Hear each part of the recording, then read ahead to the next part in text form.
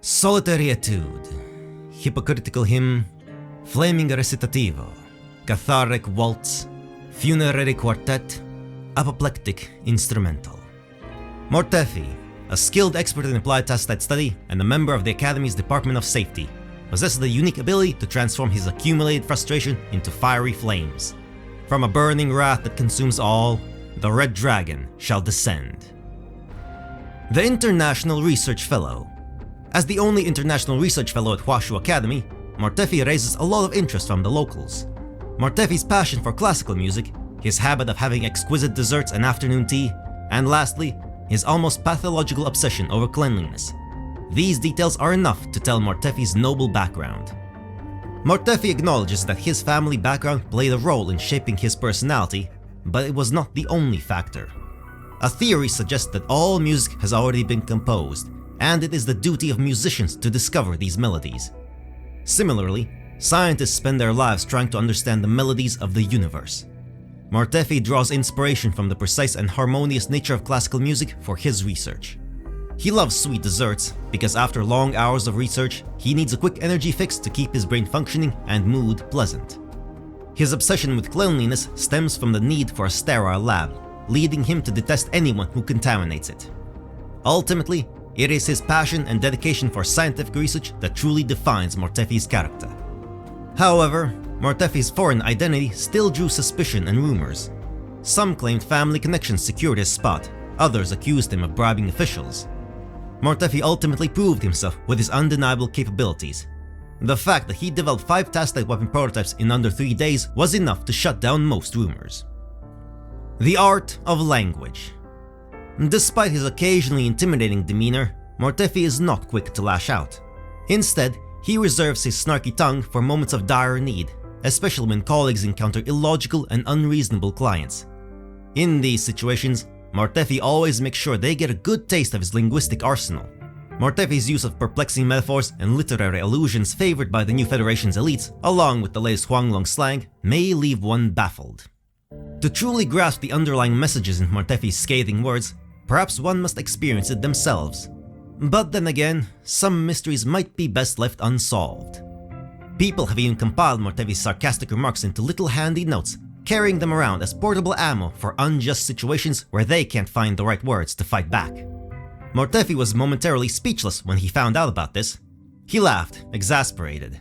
It's not that they didn't know what to say, but societal pressures and cultural norms kept them silent. As an outsider unbound by Huanglong's conventions, it just so happens I could speak on their behalf without restraint. With no social obligations or funding issues to worry about, indeed, someone like Mortefi, a foreign man with an elite background, can attain such freedom.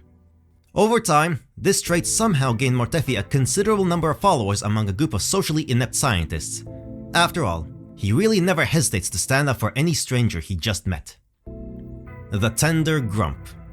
In the eyes of his colleagues, Mortefi's laboratory is an absolutely forbidden territory. However, to the children of Jinzhou, his lab is a promised wonderland. Mortefi can turn any outrageous request into a reality with efficiency and reliability. Just provide a clear description and some sincere compliments to sweeten the deal, and your desired item will be in your hands before you know it. He may appear reluctant when the kids pester him for a new toy, and he'd even half-jokingly remark on how they are so good at bossing me around, but despite this, he is wholeheartedly dedicated to fulfilling their every request. He is willing to go without sleep for days to bring their ideas to life, yet he is awkwardly unwilling to let the kids know the effort he puts into their entrusted tasks. Instead, he downplays his creations as simple works completed in a few hours. In Jinzhou, Mortefi is the creative force behind 80% of popular children's toys and entertainment facilities. From the spinning bloop to the swinging luong boat and the saber-bore scooter, his designs always captivate young minds. Surprisingly, he doesn't charge any patent fees for these designs.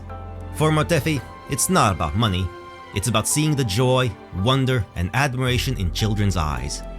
Or perhaps, it's a way for him to recapture his own lost childhood. On the other hand, many believed it to be a complete waste of his talent. Unfortunately, some people assumed that clear communication would be enough to control Mortefi, and some even tried to coerce him into service. But those who dared were met with clever inventions crafted solely to mock them. Witnesses claim these inventions were diabolical enough to torture like an interrogation, yet still fulfilled the requested task. Those who got away swore never to get on Mortefi's bad side again in their lifetime. If there was a department in Jinzhou for devising creative punishments for criminals, Mortefi would definitely excel as its leader. Shattered crown of prodigy. Mortefi's childhood was suffocating, trapped by hypocritical high society norms and neglect from his parents. Locked away in his grim study, he resorted to venting his anger on household objects. But even this small act of rebellion soon lost its appeal as his parents simply replaced the destroyed items. New and shiny, they were always neatly arranged, a constant reminder of Mortefi's futile attempts at defiance. The only moments of peace Mortefi could have were when he disassembled and rebuilt the mechanical objects. A unique form of communication between man and machine brought him much needed tranquility. In these moments, he could trust without doubt, be himself without flattery, and no longer endure unwarranted anger. In the world of gears and cogs, there was no room for ambiguity. If a machine malfunctioned, he could simply identify and tackle the problem one step at a time. Mortefi's parents didn't scold him when they found out what he was doing. Instead, they were proud. The cult of technology ran deep in the blood of every citizen in the new Federation, and his talent was recognized as a valuable asset. With their support, Mortefi gained rare resources, top-notch mentorship, and access to esteemed research events. He received endless acclaim and was hailed as the country's youngest scientific prodigy. Until everything changed when he met a certain young man. Even to this day, Mortefi still vividly remembers that encounter at the New Federation's World Expo when he was 17 years old. It was a masterpiece, crafted from inexpensive materials yet possessing the stability of top-grade ones. The design's apparent simplicity warrants in-depth research, with numerous papers devoted to it. While being simple and affordable, it outshone all of Mortefi's inventions in terms of practicality and usability. It was a true innovation for humanity, a stroke of genius. Mortefi stared at that young man in the crowd, who seemed to sense his gaze and looked back to meet his eyes. Surrounded by the deafening cheers and clamor, he only managed to memorize that young man's place of origin, Huanglong. The magic. Before Wutherology was formally established as a branch of modern science, Tastite technology was once thought to be magic. Little is known about why Mortefi left the New Federation on the day of his coming-of-age ceremony, or what exactly he went through on his way to Huanglong. And now, he's fervently obsessed with the study of Tastite. I have improved the Tastite module in this turret, just a little bit. It is now capable of outputting at 100 times the power, but be sure to follow these 100 operating rules. Wait, what will happen if I don't? The Tastite energy will be enough to uproot the city and set it on a heavenly journey. What is that look on your face? I am only responsible for getting you what you need and providing necessary explanations. It's up to you to decide how you'll use it. Similar cases are in their dozens, ultimately putting Huashu Academy on one of the director's special attention list at the Ministry of Development. This relentless drive has fueled the rapid advances in Wutherology, but it came at a cost. In the end, even the other scholars at the Academy began to worry about Mortefi, who often went several nights without sleep in pursuit of perfection. He worked tirelessly, but at this pace, he risked burning out too soon, like a fire consuming itself. Mortefi often remembered his tutor's reminder, always keep in mind what you are working for. Perhaps, he thought, I am just seeking joy in communicating with the machines. If his fire were to someday burn out, he hoped to leave behind a legacy of knowledge for future generations, to make the flame burn even brighter as it lasted, further illuminating the path for those who would follow in his footsteps.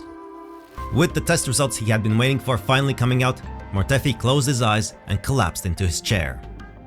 Perhaps the real magic for the Academy lies in its devoted researchers, one such as Mortefi. Unconstrained by societal expectations, he works tirelessly to advance humanity's knowledge of the world. That being said, there will presumably be more complaints for the newly appointed director to handle. Emotion Switch. Unlike the other expensive items on Mortefi's person, it's a lighter of ordinary build and very commonplace.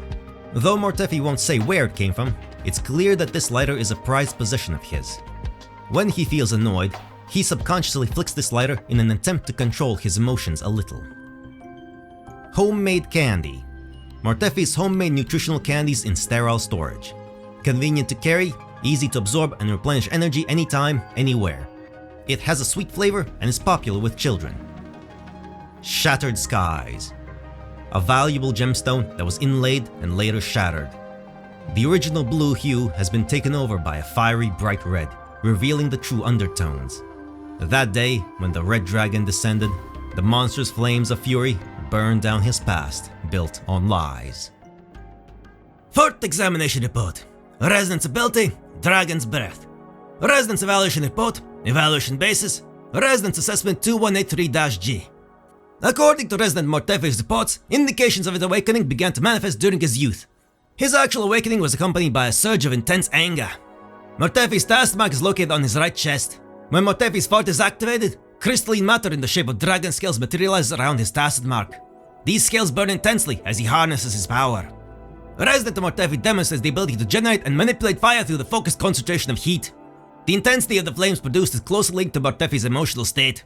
Extensive experimentation has revealed that the fire is a tangible manifestation of Mortefi's accumulated negative emotions over a certain threshold. The resident spectrum pattern of Mortefi has been observed to align closely with that of the dragonkin, a species that is currently declared extinct. Due to the unavailability of living dragonkin for Sydney tests, it is currently not possible to empirically confirm the cause of Mortefi's awakening. Analysis of test samples has revealed a non-convergent rebels curve with a steep rise in its middle section. Resident Mortefi is thereby classified as a mutant resonator. Overclock diagnostic approach. Resident Mortefi's waveform graph shows zigzag fluctuations. The pattern of time domain is irregular, though the peak values show an increasing tendency. Peak values are currently under criticality level, and abnormal waveforms are not identified. Resident criticality, high, combined with low stability. A high risk of overclocking is present. Resident Mortefi has documented history of overclocking. Maximum overclocking rating, moderate. During overclocking, the scale-shaped red crystalline matter on Mortefi's chest continuously expands to cover a larger area of his skin. This transformation is accompanied by a significant rise in body temperature, resulting in the manifestation of intense frequency fluctuation. Notably, a fiery apparition resembling a dragon becomes visible behind Mortefi during this stage. Mortefi was the cause of a major fire in Desert Rock Island. This event was classified under code EX67891 as a Class 3 hazard. Fortunately, no casualties were reported. Resident Mortefi's Forte and overclocking history indicate that negative emotions are his primary trigger for overclocking, which warrants a higher risk of overclocking. Therefore, it is recommended to closely monitor Resident Mortefi's psychological status and implement regular counseling and examinations.